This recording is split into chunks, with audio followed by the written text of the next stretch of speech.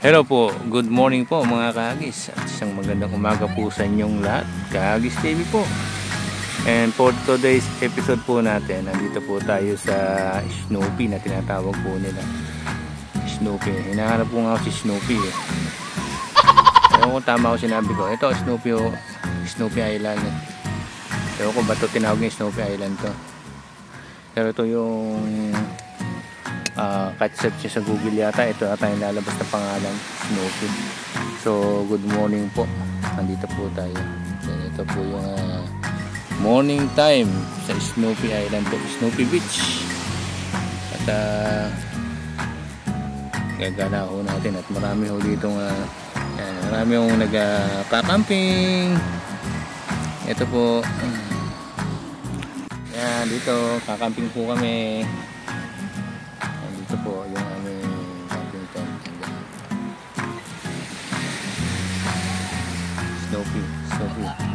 Snoopy Island po, Snoopy tawag nila. Dito po sa Fujairah. Early morning po, time check po is 6 o'clock mga kahagis. Hinihintay ko yung sunrise.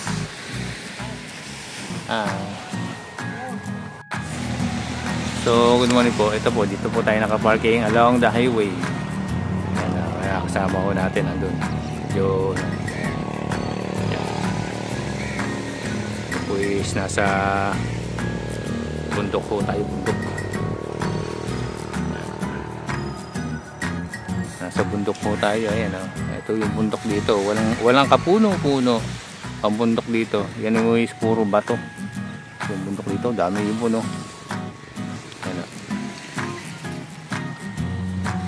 Camping po, camping day, camping moment po tayo ngayon. Tayo po is magsiset ng butane. Ito po yung butane, ito yung gas, yung butane. Yan.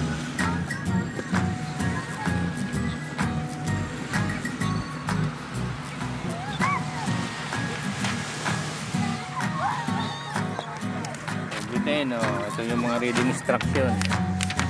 Hindi po ako marunong eh.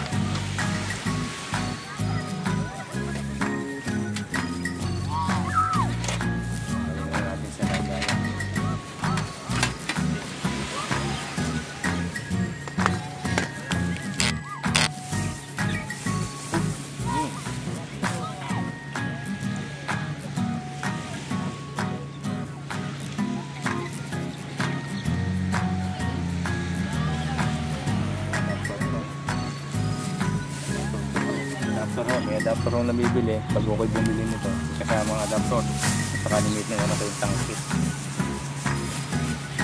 but eventually po ito po is direct na po. Ayan, tatanggalin nyo lang yung takip, then nalagay na ko natin ito.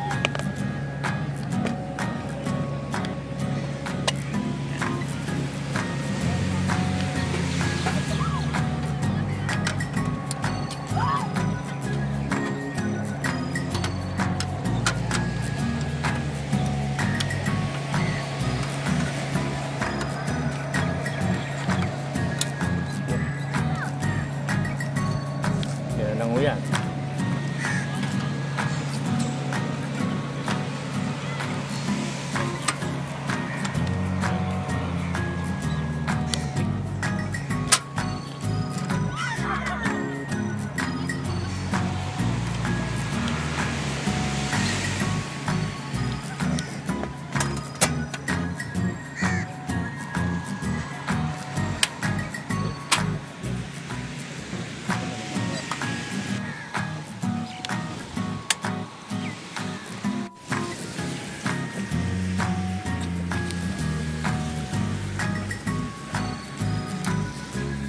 Yan natin kumulo for 20 minutes.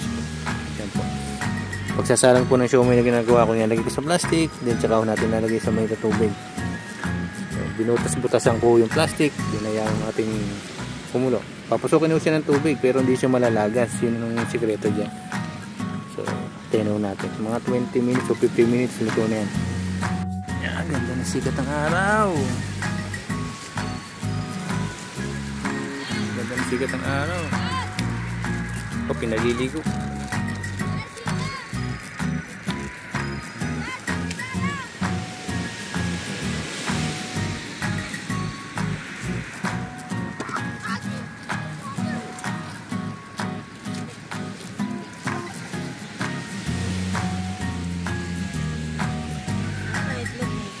Ito lang po.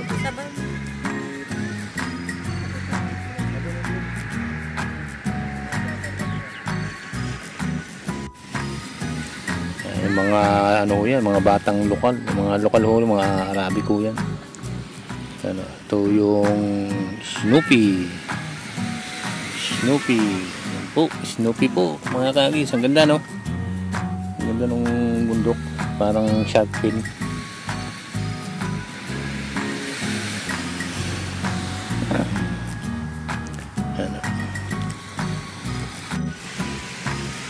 Sarap mag-camping mga kagis. Wala ko muna tayong fishing. Siguro tatry ho tayo mamaya na mag-fishing kung may mahuli ho tayo kasi low tide ho eh. Mababaw yung fish activity ngayon. 15%, pero kung susubong ho tayo dito sa banda ron, doon sa batuhan, titingnan ho natin kung makapag-fishing ho tayo ha. Hindi ko pwedeng i-promise sa inyo kasi tinatamad ho ako eh. Titingnan ho natin. Pero magbibigay ho tayo ng konting idea regarding po sa fishing ho ngayon. Mga basic lang naman po. Maya maya po. Ngayon po is tayo is magka-camping. Focus ho tayo sa ating pagka-camping. So hello po mga kagis, magandang umaga po. So today's episode po natin, tapos na ho yung ating camping. Ngayon po, pasyala naman ho tayo. Doon ho tayo papasyal sa may tawag ito, man-made na falls dito po sa Corpacan. So papasyal po kayo doon. Tapos na po yung camping natin, hindi po tayo nakapag-fishing. Po natin isusunod na lang ho sa pupuntahan natin kasi po hindi po sila nakakapag-imis. Yan po sina Hussein, Ivy, gano'n. Yan. Susunod na lang ho daw sila. Kami yung mauna at ako yung gagawa po ng content. So tayo na po.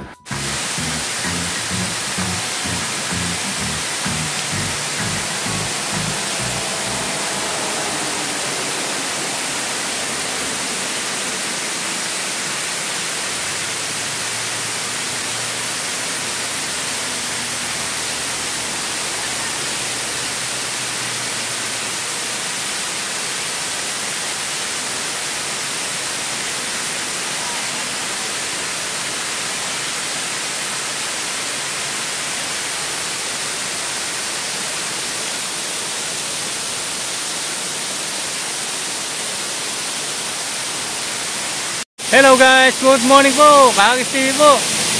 Then ito po, pasyalan ho tayo muna. Hindi ho muna kami fishing, wala ho tayo sa kondisyon eh. Kasi ho nag-camping ho kami.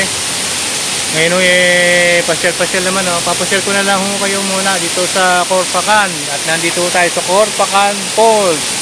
Ito po yung Corpacan Falls mga Kagis oh. Ayan, nandito tayo.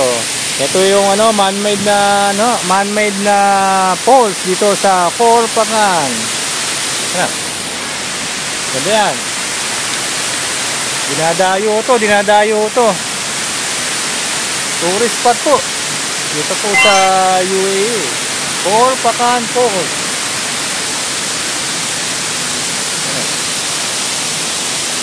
Ngayon po mga kagis, tayo pupunta dito sa heritage dito sa banda rito.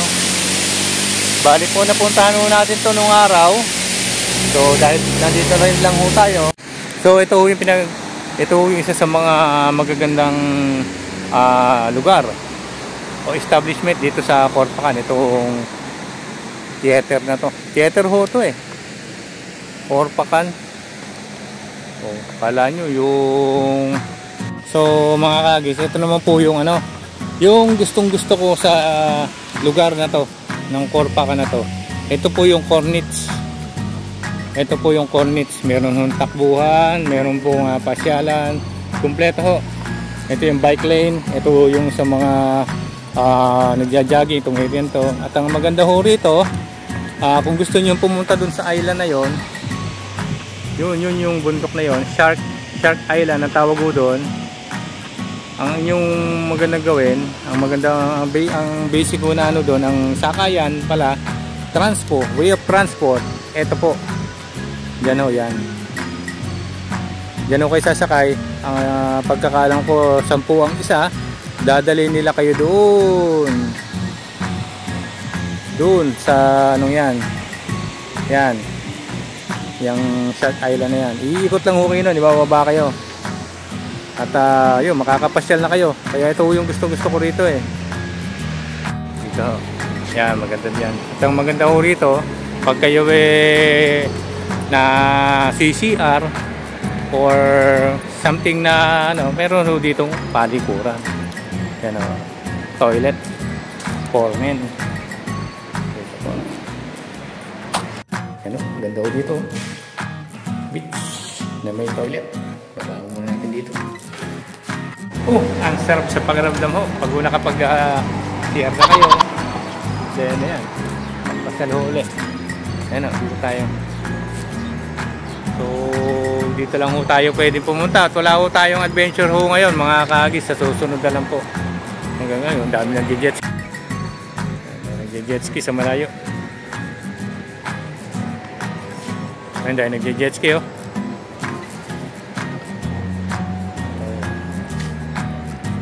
Port po ito eh, Port Corniche. Ano yung mga ducting, yung duck. Ano, yung mga nag-jet ski. Ito naman po yung sinasabi ko sa inyong mga bangka or boat na pwede nyo sakyan papunta ho dun sa Shark Island.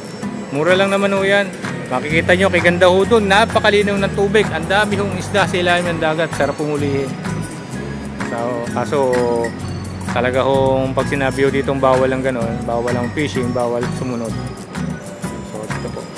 Uwi na ho tayo mga kagis.